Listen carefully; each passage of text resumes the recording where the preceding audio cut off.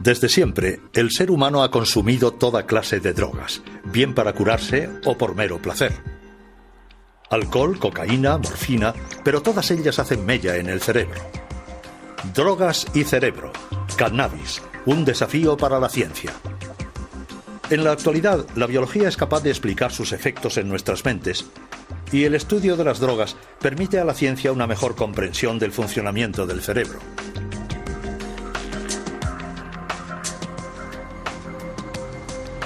El cannabis es la droga más consumida del mundo. Para los científicos, el cannabis se ha convertido en una herramienta de exploración del cerebro, un utensilio tan inesperado como apreciado. Originario de las montañas indias y chinas del Himalaya, el cannabis sativa se ha utilizado desde hace mucho tiempo en las ceremonias rituales por sus virtudes terapéuticas.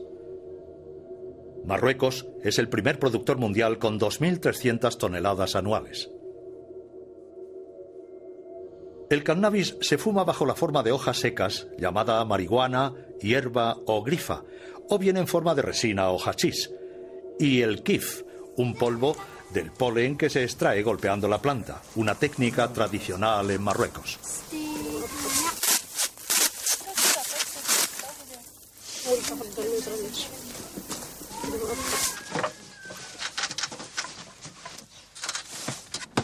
Con más de 160 millones de consumidores, es la droga ilegal más extendida en el mundo. Sin embargo, el estudio del cannabis ha permitido a científicos como Daniele Piomelli descubrir un sistema esencial en el funcionamiento del cerebro, un sistema del que nadie sabía de su existencia hace unos años. Obviamente sabemos mucho más que hace 10 años, pero aún se nos escapan elementos fundamentales. No sé calcularlo. No puedo estimar un porcentaje. Pero lo que puedo decir es que estamos estudiando el cannabis donde lo dejamos hace quizá 30 años, con los transmisores analógicos como la serotonina o la dopamina. Creo que hemos llegado a un punto maravilloso en el que estamos empezando a apreciar lo importante que es el sistema. Tanto que es algo que nos entusiasma. Pero realmente no tenemos un pleno conocimiento de este sistema. Sin las ratas y los ratones, jamás hubiéramos podido estudiar los efectos de las drogas. Comparten un gran número de sus genes con nosotros y las drogas desencadenan las mismas tempestades en sus cerebros. De hecho, la humanidad entera tiene una deuda moral con estos pequeños animales.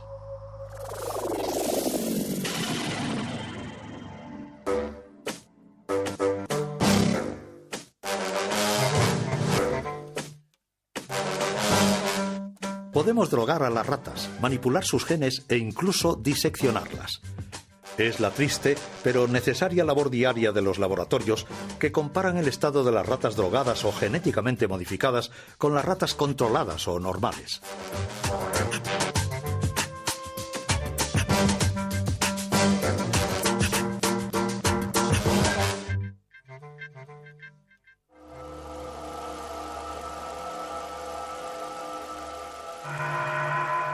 Como todas las drogas, el cannabis, visto aquí al microscopio electrónico, actúa pirateando el sistema de comunicación del cerebro.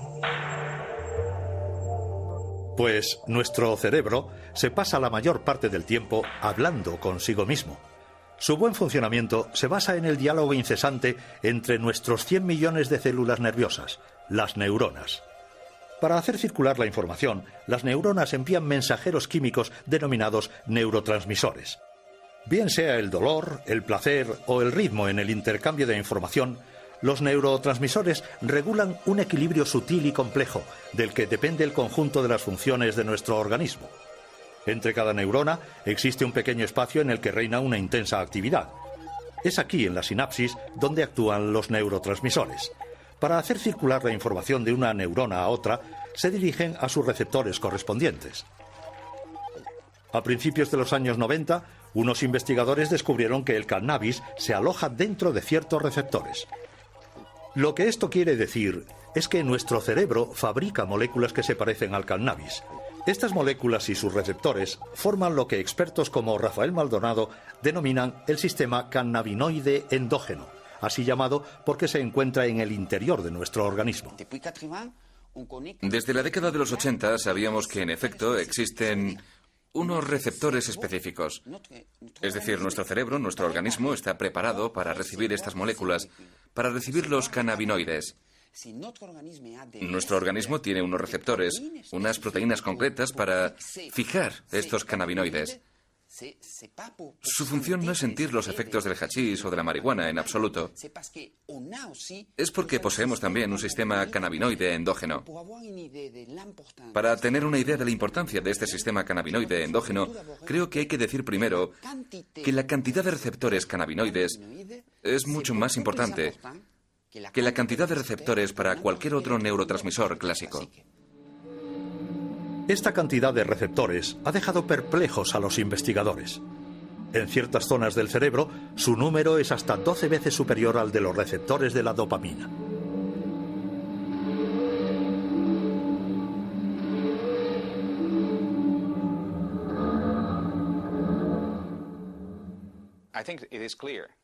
Creo que es obvio que el sistema cannabinoide realiza una función mayor en el cerebro. Una función que no podríamos adivinar ni siquiera hace 5 años.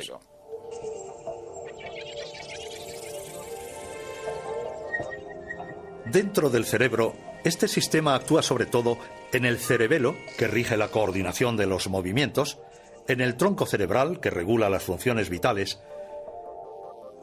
y en el estriato, el hipocampo y la amígdala, responsables respectivamente de los movimientos reflejos, de la memoria y de la ansiedad.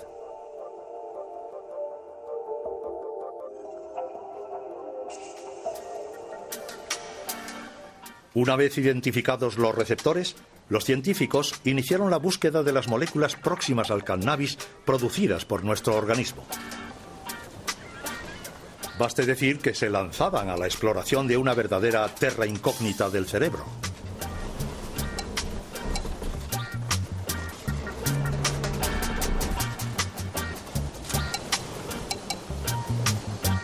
En 1992 consiguieron aislar la primera molécula cannabinoide, la anandamina. Su nombre proviene de la palabra ananda, que significa felicidad en lengua sánscrita. Le siguieron otras 4, pero algunos piensan que quizás existe una docena en total. Si los científicos han hecho estos descubrimientos tan tarde, es porque no tenían un buen retrato robot. Buscaban neurotransmisores clásicos, mientras que los cannabinoides no se parecían en nada a ellos. Tomemos el ejemplo de la dopamina. Este neurotransmisor espera en la primera neurona a que le den órdenes. Entonces se libera en la sinapsis para ubicarse en los receptores de la neurona siguiente. Los cannabinoides no existen como tales. Cuando el cerebro los necesita, se autofabrican utilizando la grasa de la superficie de las neuronas. Se reubican rápidamente durante la sinapsis y así pueden estimular a los receptores de cualquier neurona. Neurofarmacólogo en la Universidad Francesa, Jean-Paul Tassin estudia desde hace tiempo los efectos de la molécula activa del cannabis, la delta-9 tetrahidrocannabinol, o THC. Se puede decir que los humanos en su cerebro fabrican moléculas que son similares a las drogas. ¿Cuál es la diferencia entre las drogas procedentes del exterior de las que vienen del interior? Pues bien, una de las grandes diferencias es la cantidad. Es decir, la cantidad de sustancia que uno toma con el tetrahidrocannabinol u opio no tiene nada que ver con lo que se libera en el cerebro. Este es el primer nivel. El segundo es la localización.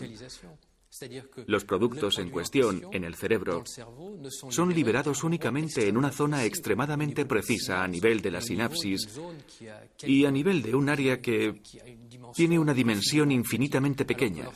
Así pues, cuando se toma, cuando se ingiere, dicha sustancia invade todo el cerebro. Por tanto, todas las áreas son estimuladas simultáneamente. Eso es muy loco. Isso aí. Pode crer.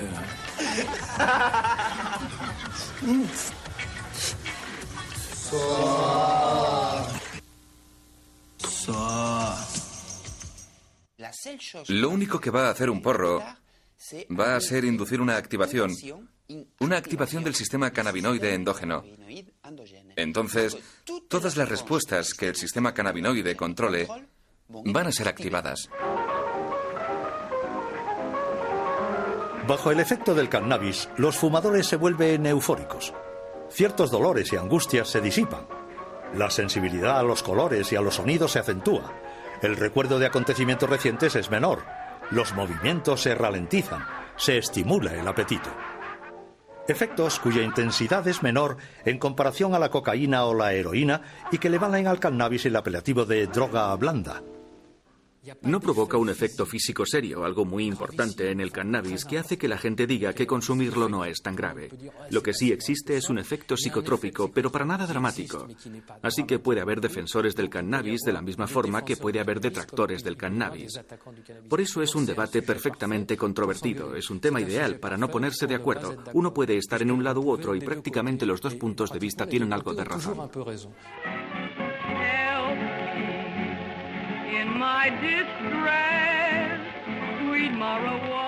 El cannabis empieza a difundirse por Europa a principios del siglo XIX.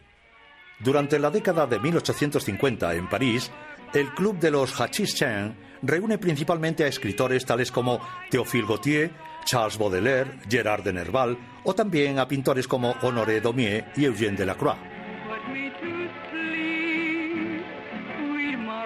El consumo popular del cannabis comienza verdaderamente a principios del siglo pasado en Estados Unidos y en su vecino México.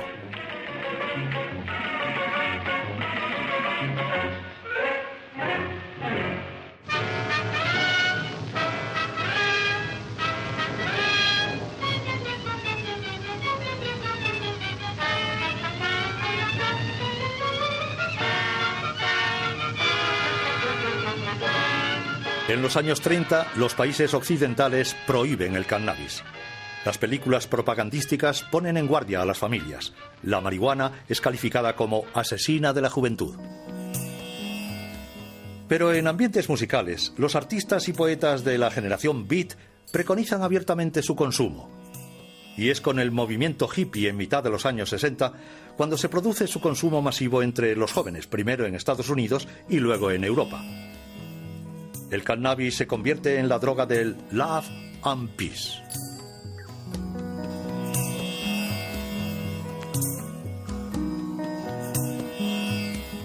La dope, sur la dope, stone et tout.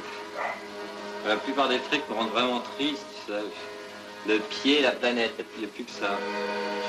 Pourquoi tu fumes, toi? Tu fumes, toi, tu fumes, toi, tu fumes, toi, tu fumes, toi, tu fumes, toi, tu fumes, toi.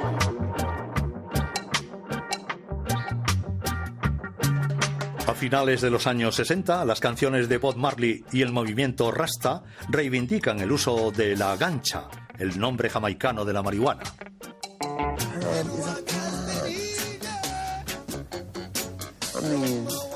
Herbs are good for everything. Why these people want to do so much good for everyone who call themselves governments and this and that? Why them say you must not use the herb? You see? And we check that and we can't find, we just see them just say, no, you mustn't use it because it make you rebel.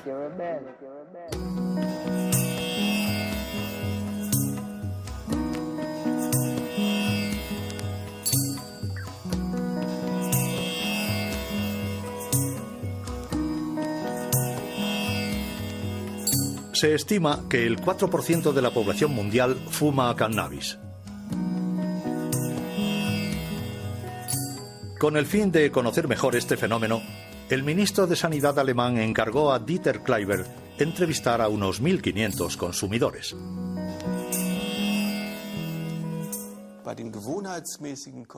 Entre los consumidores regulares, parece que destacan de manera relativamente clara 3 subgrupos que a su vez hacen posible una subclasificación. En primer lugar, hay un grupo que se denomina los consumidores individuales, que consumen cannabis para relajarse tras una jornada de trabajo, la mayor parte del tiempo solos, escuchando música, leyendo, etc. Este primer grupo se distingue perfectamente de los que se denominan los consumidores de tiempo libre, que lo consumen con bastante frecuencia, como por ejemplo en fiestas, en discotecas, pero únicamente en compañía de otras personas y nunca cuando están solos.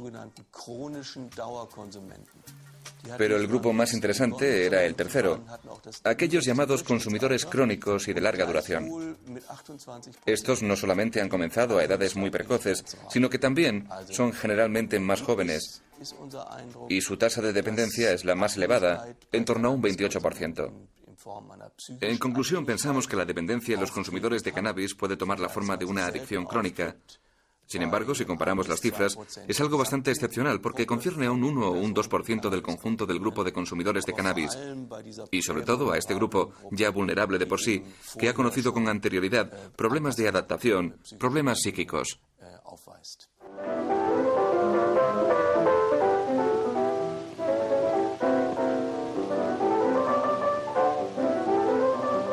Dependencia, la gran palabra tabú.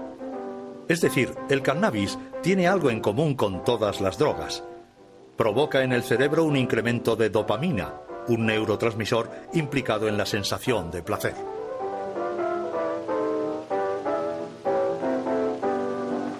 Oh, Jimmy, you're wonderful. You're just finding that out.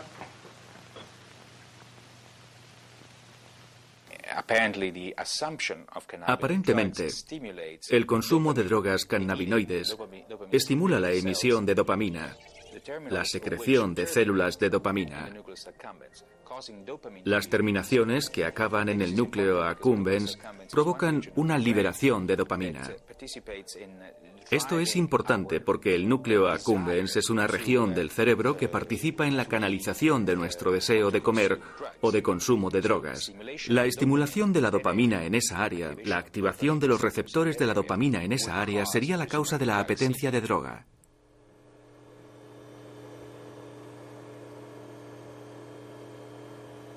En su laboratorio, Rafael Maldonado pone a prueba las propiedades vigorizantes del cannabis en los ratones. En resumen, esta experiencia permite ver si los ratones desean el cannabis y por tanto pueden desarrollar una adicción.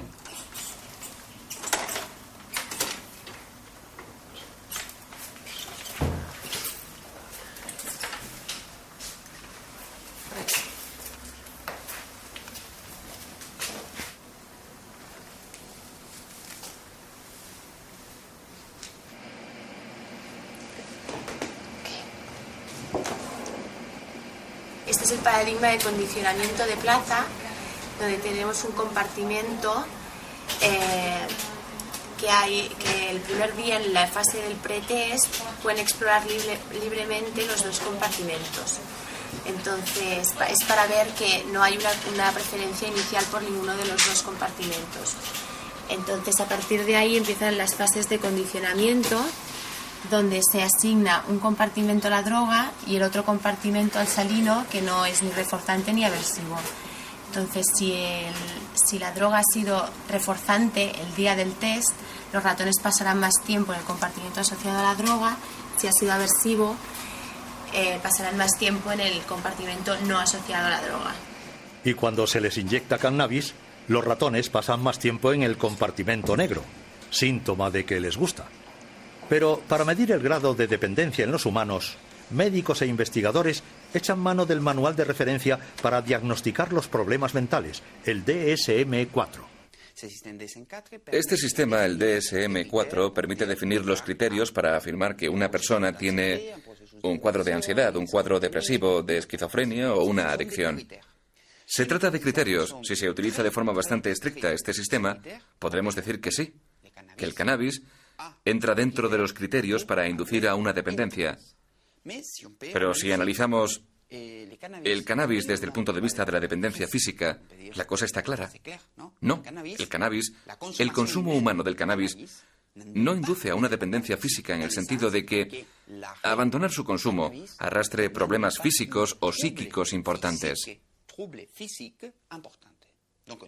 No implica una dependencia física, pero obviamente puede llevar a un consumo abusivo y a una pérdida del control de su consumo. Sí, sí. Solo los fumadores crónicos son los que padecen síntomas psíquicos cuando dejan el cannabis. Estos signos deben de ser debidos a modificaciones en los receptores cannabinoides, modificaciones al parecer reversibles. Si uno ha fumado durante muchos años grandes dosis de marihuana y bajo ese estado uno deja de repente de hacerlo, semanas después o incluso meses después de dejarla, mostrará estos síntomas: depresión, ansiedad, pérdida de apetito e irritabilidad. La irritabilidad es un signo inequívoco. Es bastante interesante. Existen estudios que muestran que si se le administra a esta gente un poco de THC, simplemente un poco del principio activo, no la droga, o sea, la marihuana, con un poco de THC, el principio activo, desaparecen la casi totalidad de los síntomas. Lo cual indica que el cuerpo se ha adaptado a altos niveles de marihuana, frenando su propio sistema y que necesita mantener dicho nivel.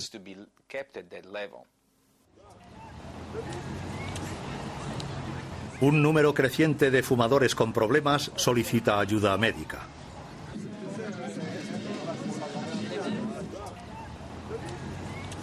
En el servicio de adictología de Philippe Battel, el 3% de las consultas tienen que ver con el consumo de cannabis.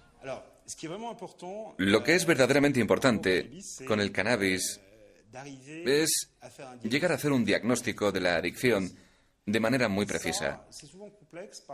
Y esto es a menudo complejo. Porque si en otros productos existe una correlación muy clara entre la cantidad consumida y el nivel de dependencia o de riesgo, con el cannabis no conseguimos, por razones diversas, determinar esta relación.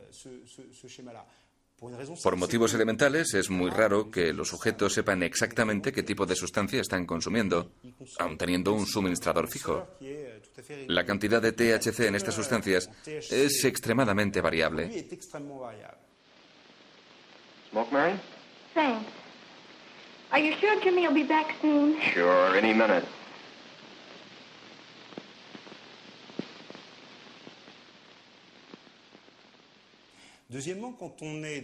En segundo lugar, el hecho de estar sometido a un test, e incluso el hecho de tener que anotar cada día lo que uno fuma, me refiero al cannabis, vemos que es algo muy difícil de hacer por la simple razón de que el cannabis altera la memoria inmediata. Y además las prácticas son también diferentes. Cuando estas son compartidas, en el caso de un porro hay que ver cuántos se lo están fumando. Si fueran 3, entonces por esa misma regla se han fumado un tercio cada uno. Pero uno ha podido dar más caladas que el otro. No se puede saber lo que ha fumado cada cual. Este es el primer problema. El segundo problema es que determinar el nivel de dependencia es complicado porque los sujetos, por regla general, durante mucho tiempo minimizan bastante las consecuencias. Pero no lo hacen de mala fe, sino porque no tienen los medios cerebrales ni cognitivos de reconocerse en dificultad. Por ejemplo, alguien te puede decir: yo fumo porque me siento mucho mejor con mis amigos. Pues bien, uno va a tratar de entender este fenómeno, uno va a intentar analizarlo, pero de repente te suelta esto: sí, pero parece ser que cuando ya he fumado demasiado, siento una auténtica angustia y tengo, entre comillas, la paranoia del fumador, que hace que a aquel a quien conocía bien y al que apreciaba se convierta en un extraño y alguien potencialmente dañino para mí. Es algo francamente desconcertante para un fumador de cannabis.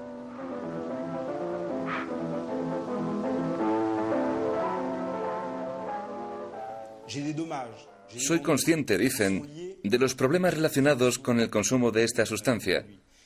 Estos inconvenientes son los que me empujan a tomar la decisión de dejarlo. Vemos entonces al sujeto ante un gran dilema. ¿Continuaré igual o podré dejarlo? Inicialmente va a optar por la parte negativa, y una vez que la balanza se haya inclinado hacia ese lado, entonces le ayudaremos en su decisión. Desde hace varios años, en Europa, el consumo de cannabis está en constante aumento entre los jóvenes. En Estados Unidos, 1 de cada 5 jóvenes ha fumado alguna vez un porro. Según Daniele Piomelli, este consumo precoz del cannabis podría tener consecuencias nefastas en sus también jóvenes cerebros. Los adolescentes se asemejan a los adultos en muchos aspectos. Son tan altos como un adulto, algunos ya tienen barba, llevan una vida sexual, tienen todo lo de un adulto, pero hay algo que los adultos suelen perder: la curiosidad, una gran apertura a todas las cosas, un interés intelectual hacia todo. Y la razón de esto es porque los sistemas del cerebro implicados, como por ejemplo el sistema de la dopamina en los procesos de búsqueda, en los comportamientos indagadores, en la curiosidad, estos sistemas se desarrollan más tarde en la vida, concretamente hacia esta edad. Por tanto, si se empiezan a activar estos sistemas de forma inapropiada durante su etapa de desarrollo, el tipo de problemas generados más tarde en la vida pueden ser considerables. Now, the object is to get all that smoke into your lungs and as much as you can and hold it just for as long as you can. George, I really don't want to. Now, come on. It won't hurt to try. Take it. You can never tell if marijuana will hurt you. It is inconsistent and unpredictable. Some grass may be weak and some very strong. And each person will react differently to the same batch. You'll get better. What's the effect on it? Well, just take a few more totes off this and you can find out. Keep going. Oh, come on. Most pot smokers feel compelled to turn others on and will exert pressure on their closest friends. Anyone who does not share his fascination of getting stoned is an outsider. Evidentemente, aquellos que consuman cannabis van a ser en principio los jóvenes, que están en su etapa adolescente, que están a punto de sufrir una modificación, de forjar su personalidad en función de su entorno. El hecho de fumar cannabis les va a permitir, durante el tiempo que dure, guardar una cierta distancia respecto a esta obligación, que no es sino la de adaptarse a un ambiente y en afianzar su personalidad. Pues bien, esto puede ser una ventaja si se hace de forma moderada, porque esto le permite relajarse, entre comillas. Pero si se consume de manera regular, entonces esta confrontación, que es obligatoria si uno quiere convertirse en adulto, es rechazada, y además de eso es deformada por el cannabis. Yeah. The whole summer. At a critical time when young people must make decisions that will shape their future, the people who become dependent upon marijuana are dependent on an escape that makes the unreal seem beautiful and the reality of life seem unnecessary. Now, Pat, wake up. Come on, Pat. Creo que si hubiera que poner un límite, ese límite sería a partir del momento en el que un adolescente empieza a fumar por las mañanas, es decir, al inicio, al comienzo del día, que es cuando va a hacer frente a los hechos cotidianos. A partir de ese momento, podemos decir que existe, tal vez, un riesgo al que hay que prestar atención.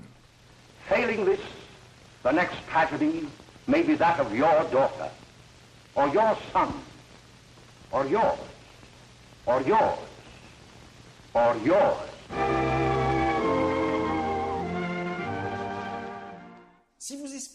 Decirle a un adolescente que si se fuma un porro se va a enganchar de manera inevitable y que va a acabar metiéndose heroína en vena es mentirle. Hay varios elementos para demostrar que no es así. Si se establece un canal de comunicación para disuadirle de fumar eso, no solo no lo va a hacer, sino que probablemente va a tener un efecto contrario.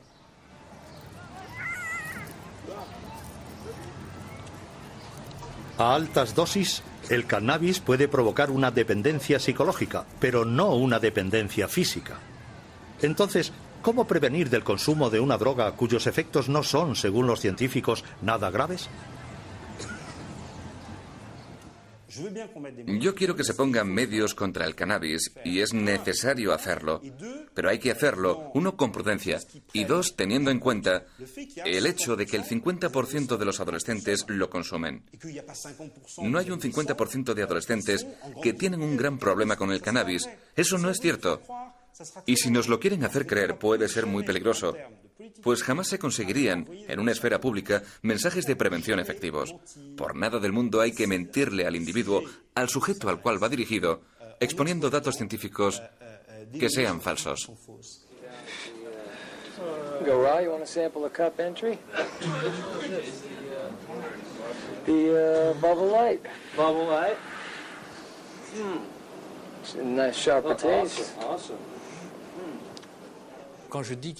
Cuando digo que solo lo fuman los adolescentes, exagero. Bien, a pesar de todo, es una realidad epidemiológica. Es decir, se trata de un consumo que empieza para algunos a los 13 o 14 años y que va a aumentar hasta los 18, 19 o 20 años. Pero después de los 20 años hay un descenso bastante notable en el consumo de cannabis, lo que es, por otra parte, una prueba de que el cannabis en sí no es un producto extremadamente adictógeno, adictivo, pues se percibe que se puede dejar sin dificultad. Y a menudo, a partir del momento en el que los adultos entran en el mundo laboral de una forma relativamente regular, dejan de consumirlo o lo hacen de una manera totalmente lúdica y sin importancia.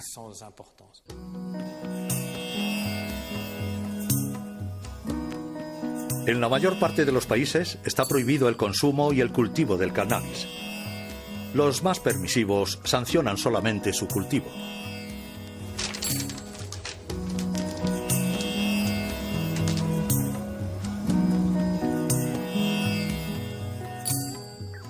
Los holandeses fueron los primeros en acuñar el concepto de droga blanda en su legislación. El consumo de cannabis no está considerado como delito, aunque su venta solo es autorizada en los coffee shops. Cada año, sus seguidores se dan cita en Ámsterdam con ocasión de la Cannabis Cup, una especie de campeonato del porro. Tenemos el Double Bubble, lo que significa que ha sido 3 veces ganador de la Cannabis Cup.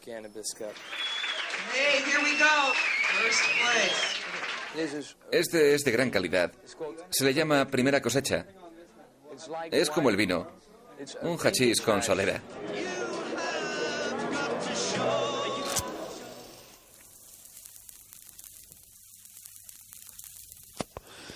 Sin embargo, durante estos últimos años, a esta droga denominada blanda la han acusado de ser desencadenante de un grave problema psiquiátrico, la esquizofrenia.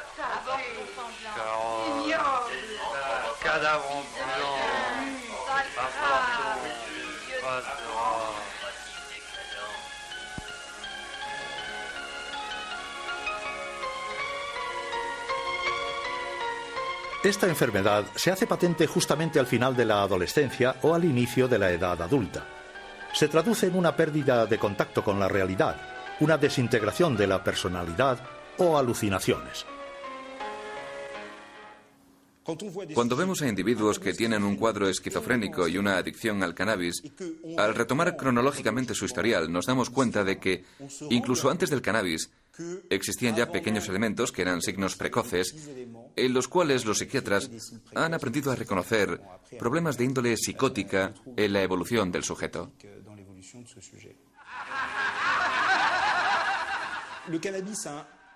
El cannabis hace el papel de exagerar, amplificar un fenómeno ya preexistente.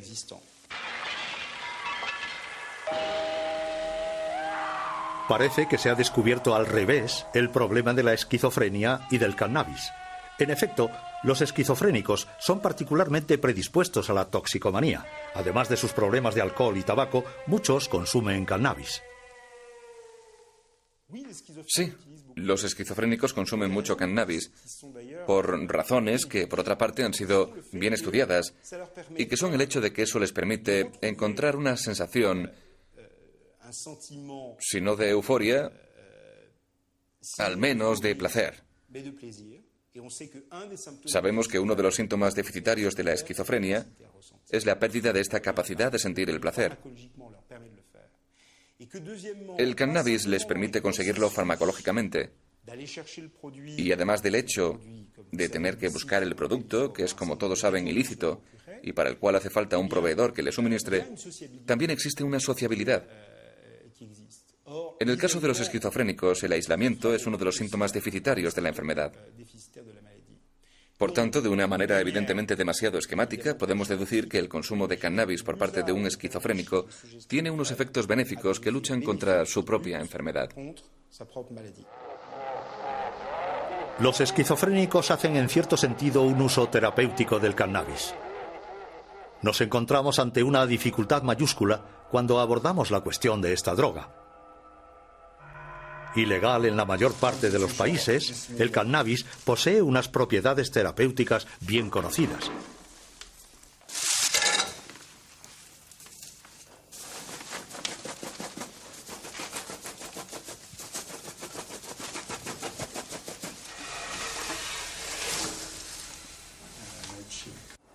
Moi je crois que c'est du poison, ça. C'est pas du poison, c'est de la médecine.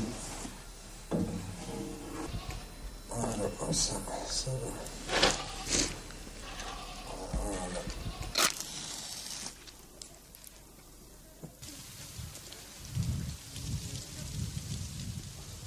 El kif mejor que el tabaco. Y siempre, 50 años, yo fumar kifi. El hachís debe trabajarse con cuidado, artesanalmente, para no perjudicar a la salud. De otra manera, la gente fumaría un kif puro a lo largo de sus vidas y gozarían de buena salud. Por otra parte, países como Suiza autorizan su uso médico y, por tanto, su cultivo.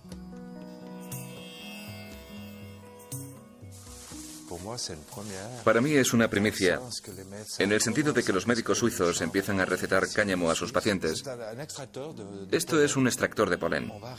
Vamos a recuperar la resina y la apelmazaremos para que adquiera una forma dura, más fácil de transportar y de enviar a nuestros enfermos.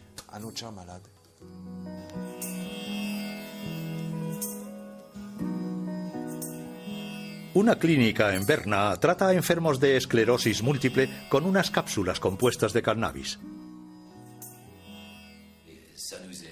Nos ayuda a conciliar mejor el sueño. Para la noche es algo que me parece fenomenal. También para relajarnos un poco. Porque algunas mañanas a veces en ciertas ocasiones, resulta un poco duro. Y bueno, la alternativa a este tratamiento es a base de una medicación muy fuerte que provoca efectos secundarios bastante notables. Yo diría que se hacen notar. Por esta razón ya no he vuelto a probar la otra medicación contra los temblores, los espasmos o los calambres, porque los efectos secundarios eran realmente muy fuertes, demasiado fuertes para mí. Por eso dejé de tomarla. Mientras que con esto, ahora no noto ningún efecto secundario. El uso del cannabis con fines médicos está permitido, por ejemplo, en Suiza. Allí existen 300 plantaciones de marihuana, pero solo 40 son legales.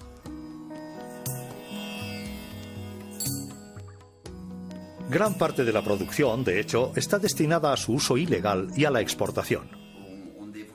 Deberíamos darnos cuenta de que el hecho de que haya sustancias que induzcan o no a un consumo abusivo no tienen nada que ver con los efectos de una sustancia que podría ser aplicada clínicamente. Pongo como ejemplo los opioides. Todo el mundo conoce el ejemplo de los opioides. Todo el mundo sabe cómo los opioides pueden ser peligrosos si se hace un uso lúdico de ellos. Pero nadie cuestiona la utilidad de la morfina para tratar el dolor en determinadas condiciones. En el caso de los cannabinoides ocurre lo mismo. En Francia, cada año, diversas asociaciones se reúnen para solicitar una revisión de la ley. Sus reclamaciones son, sobre todo, para que ciertos enfermos puedan fumar cannabis.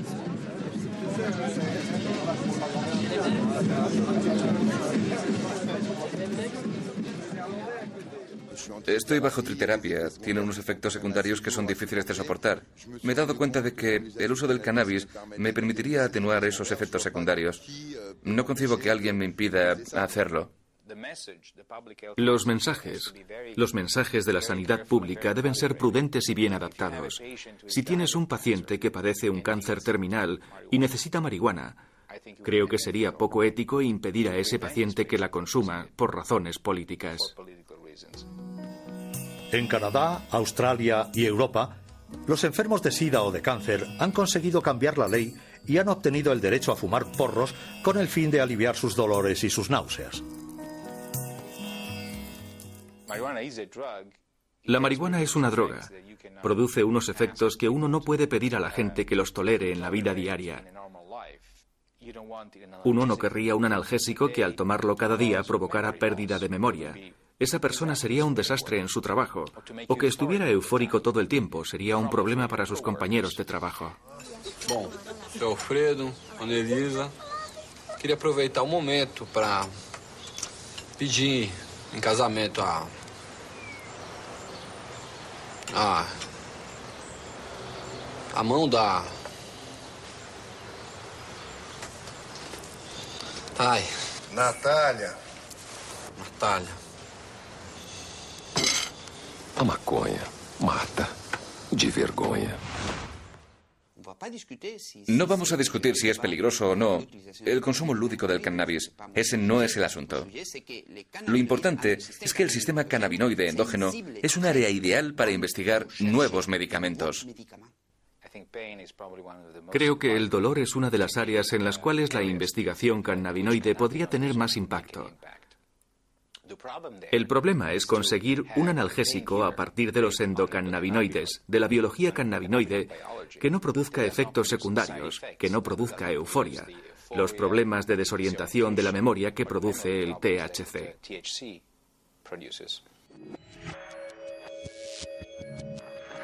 El problema del cannabis es que invade el cerebro y estimula todos los receptores sin discriminación alguna. No es el cannabis en sí lo que interesa a los investigadores, pues también existen receptores cannabinoides fuera del cerebro, en el sistema digestivo, en los órganos genitales, en los músculos, pero igualmente en las fibras nerviosas que regulan el dolor. Los investigadores tratan de actuar directamente y de manera concreta sobre los receptores, jugando con las tasas de endocannabinoides, como la anandamina, por ejemplo.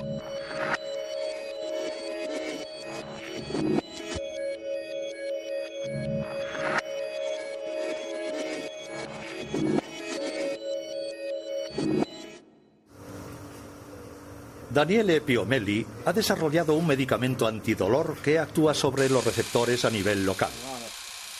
Para testar su eficacia, ha tenido que practicar una ligadura en el nervio ciático de unas ratas de laboratorio. Esta rata no ha recibido ningún tratamiento. Con un dolor intenso apenas puede moverse.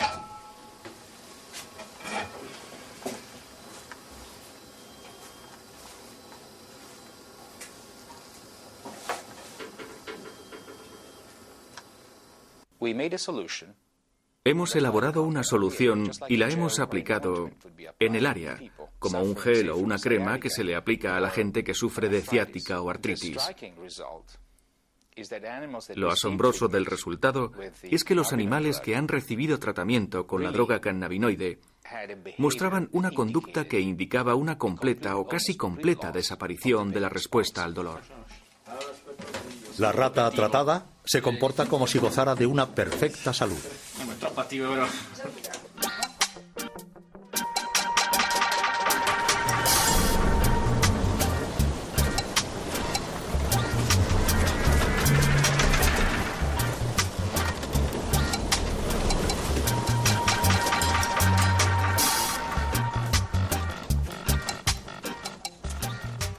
Este tipo de crema podría tratar dolores que ningún medicamento consigue aliviar hoy día. Es el caso de los dolores crónicos debidos a la diabetes, a lesiones en el sistema nervioso o incluso a la amputación de un miembro. pero la investigación del sistema cannabinoide permite desarrollar aplicaciones todavía más sorprendentes que el tratamiento del dolor.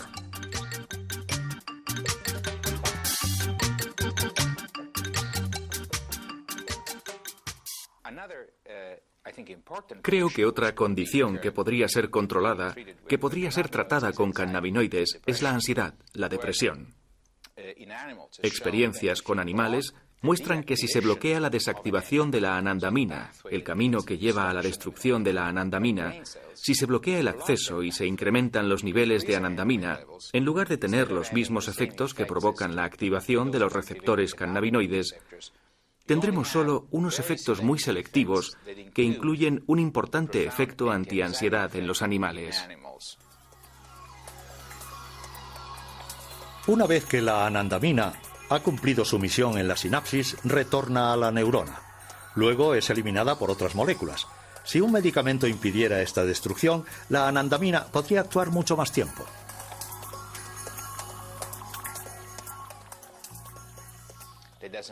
Esto no quiere decir que vaya a funcionar en las personas de la misma manera, pero ya es un paso, y ya podemos desarrollar nuevos componentes que con suerte nos lleven a dar con medicamentos contra la ansiedad en humanos.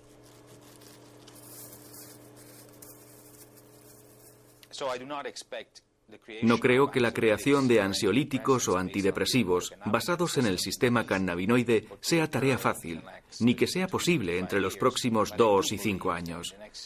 Pero creo que entre los próximos 10 o 20 años, medicamentos para tratar problemas neuropsiquiátricos y basados en el sistema endocannabinoide se utilizarán a gran escala.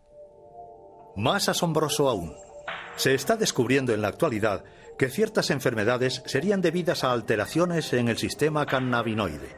En el cerebro, el hipotálamo participa en la regulación del apetito, y los científicos han demostrado que los endocannabinoides podrían actuar en esta área.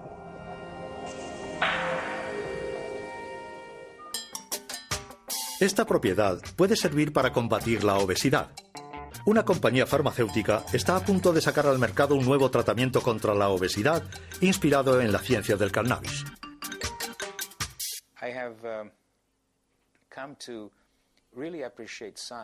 He llegado a apreciar la ciencia mucho más que cuando era más joven. No era consciente de lo útil que podía ser la ciencia para todos hasta que me involucré en ella, en el mundo de la ciencia, y formé parte de ella. Lo que he llegado a comprender, sin embargo, es el hecho de que la ciencia tiene como objetivo último comprender y ayudar a la humanidad, sobre todo la ciencia médica.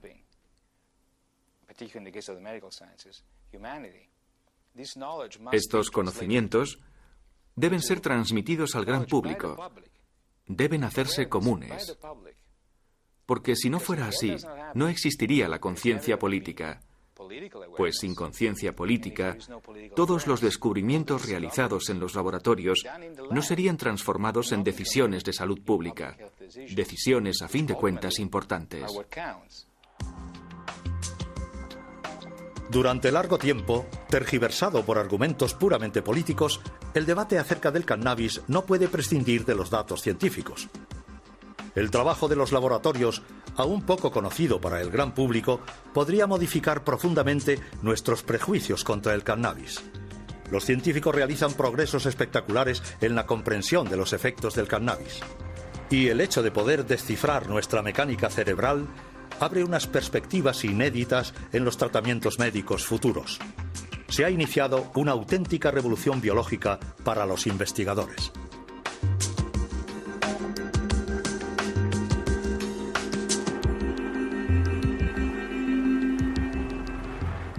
A todas las ratas y ratones que cada día en los laboratorios contribuyen a una mejor comprensión de la conciencia humana.